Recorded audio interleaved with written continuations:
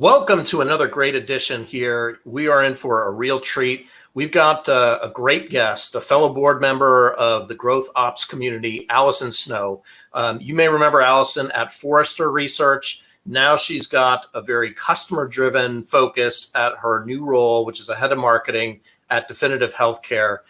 Before I bring her on and introduce her, I just want to thank again our sponsor. And let me bring up our sponsor, the Growth Ops community, and tell you a little bit about the Growth Ops community. It's a professional network focused on aligning marketing, sales, and customer success to deliver excellent customer experiences in order to drive business growth. It's a community where Growth Ops professionals can connect with one another, align on best practices, and foster personal growth. With that, I would love to welcome Allison on to our show.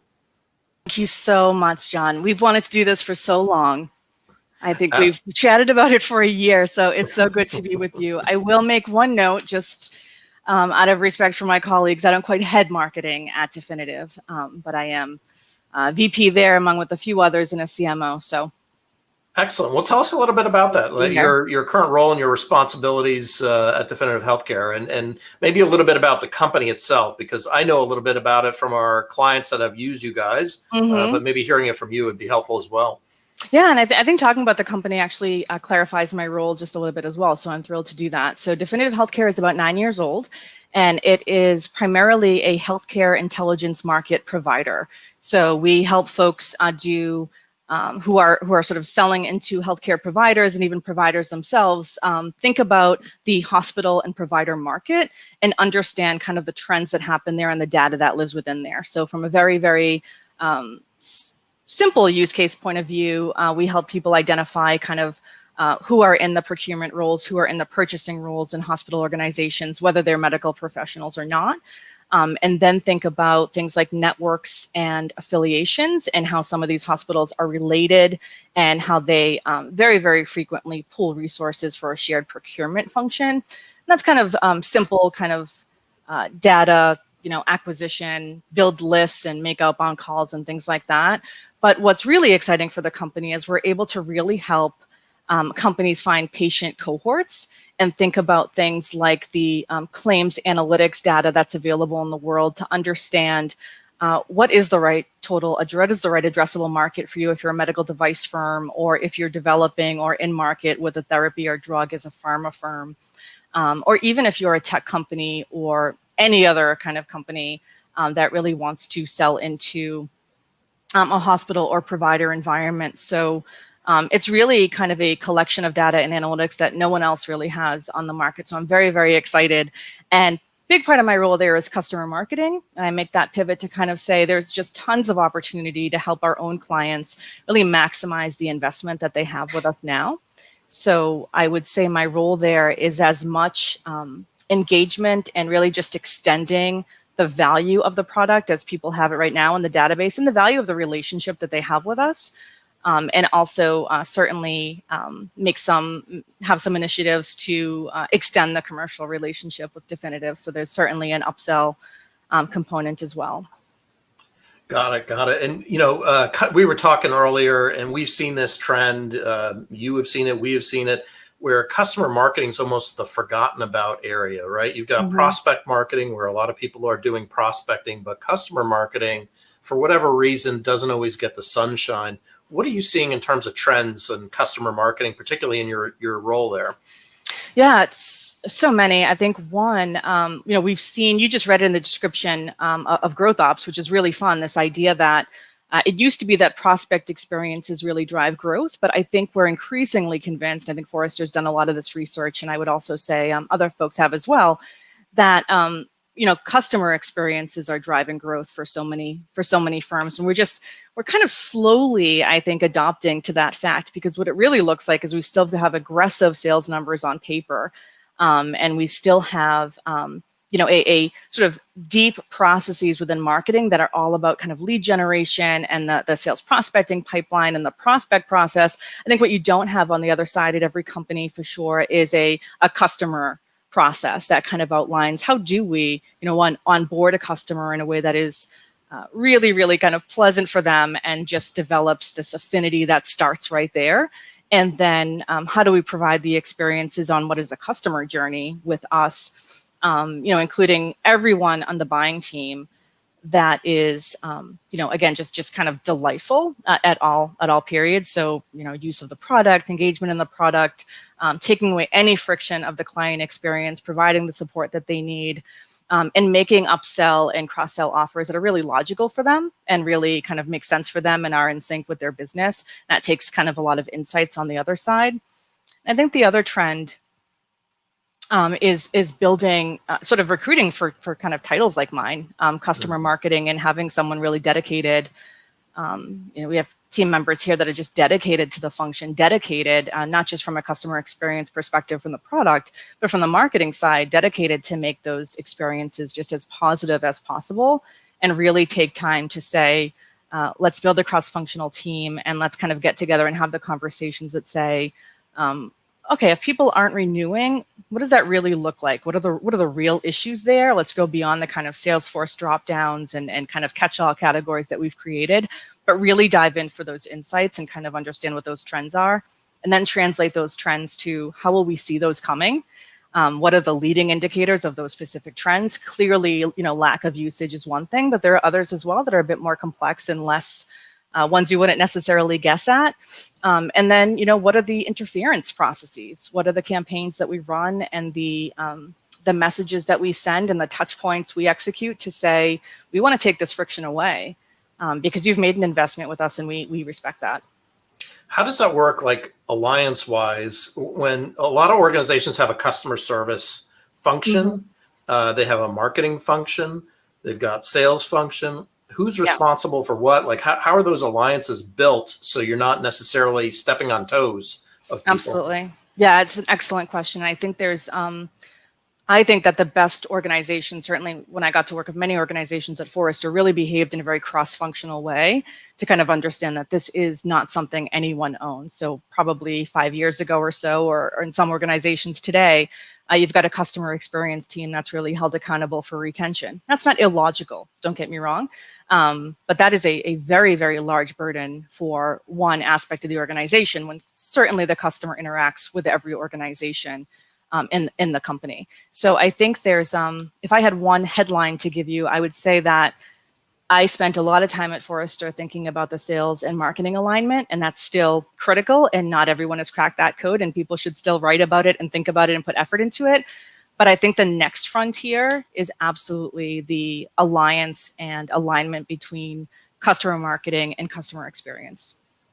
And I think they'll have two different heads for a while. I think we see some companies that are having building sort of chief revenue officer functions, and those are staffed very differently. Maybe there'll be customer officers and customer marketing officers there at some point. But right now, for the most part, I think where you don't necessarily see that model, you've got to say, hey, we've put a ton of effort for the last, hopefully a few decades into sales and marketing alignment, but we probably weren't necessarily looking across the table at that person in CX and saying, we've got to get aligned, we've got to talk, we've got to have weekly meetings, we've got to really think about being on the same page. And again, where that sort of rubber meets the road is to say, one, you guys really hold the insights for what friction customers experience. Those things at the end of the day aren't necessarily covered in a database or your own internal Salesforce or whatever you use. They are on the desktops of some of your best performing customer experience associates and managers. So you have to kind of talk to get that data, and you running, again, those interference campaigns, you can't be on someone's toes. It's certainly where we think about this from the customer perspective, they can't get conflicting messages. They can't get one message from marketing that says, here's 3 FAQs or something to solve. People like you have these common problems. Here's an FAQ, and then have someone else kind of duplicating that effort in ways that don't look streamlined or very customer centric for the recipient. So I think it's just as hard as the sales alignment, just as critical and newer. Interesting. Very interesting. And you make a great point about the communication portion of it, right? Like you want to be synchronized, and that's hard enough, even just within marketing, quite frankly, if you've got a huge database and your data may or may not be accurate. And, most companies, let's face it, are struggling with that data side. So I could see that. Is there any one piece of advice that you would offer as it relates to kind of the whole journey of getting those insights around customer experience? If somebody was brand new to the organization or they wanted to kind of bridge this gap between marketing and customer success, is there any one thing that you'd suggest that they do?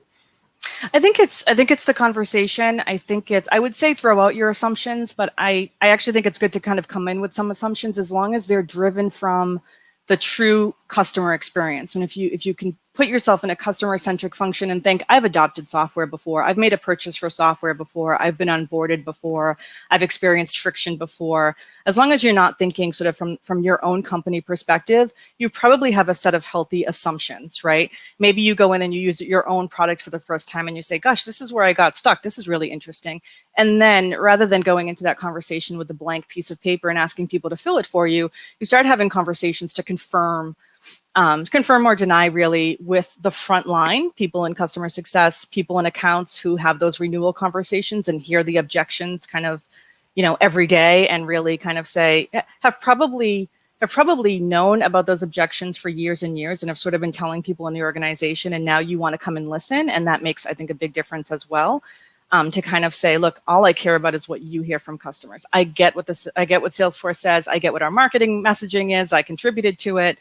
I get what our website is, but what's the real issue and how do we really deal with it customer by customer, or rather really cohort by cohort, right? And what are the logical cohorts? How do customers self-identify? Who do they think they are?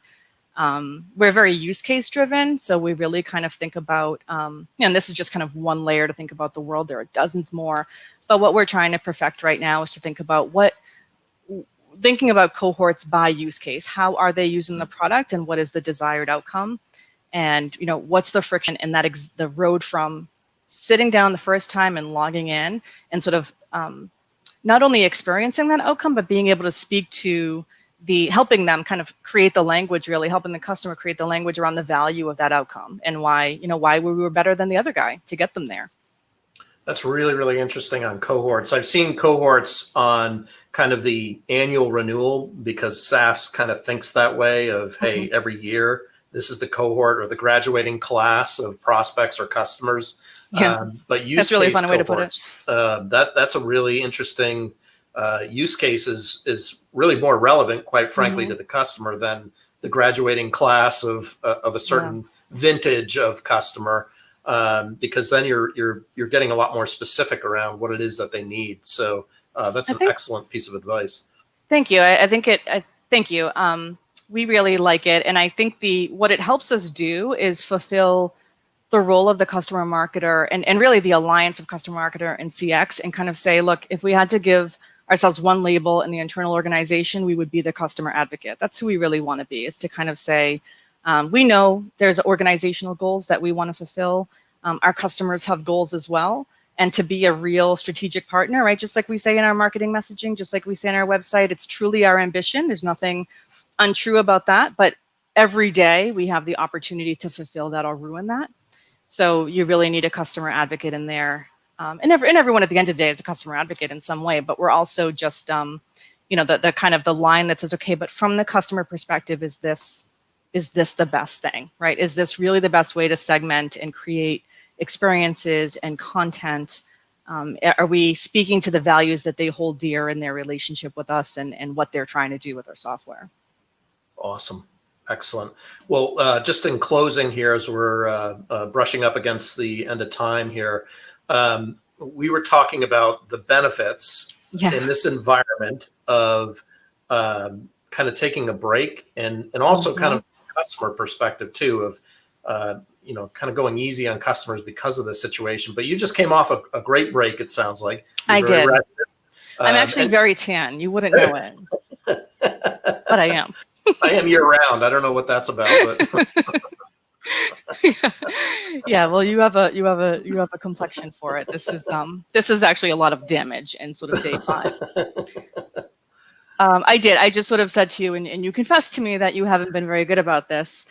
So everyone, maybe in the comments, you could remind John to take a break. But absolutely, it's been a year of saying, hey, where would I go if I took a week off? Why don't I just keep working? I'll bank my time. There are a lot of voices saying this to you from a lot of different angles, but I assure you, you need to take a few days off and skip the email as much as you can and just focus on the things that make you happy in life. For me, I'm a very active aunt, and I really treasure having some time with my nephews and my nieces, and I got to do that this week. Just sort of got a house on the Cape here in New England, had a fairly quintessential New England vacation. We were safe, we distanced, we wore our masks, and the resort we went to was really very safe. And I know that's a consideration, but there are ways to do it. You can't do everything you used to do, can't go to all the restaurants. But spend time with the people that you love and take a break. Your firm needs it, your coworkers need it, and you need it too. That's awesome. Well, Allison, look, I know you were extremely busy, so thank you for investing the time here today. And yeah, we'll be back in touch soon. My absolute pleasure. Thank you so much, John. Great. Well, if you've enjoyed this presentation,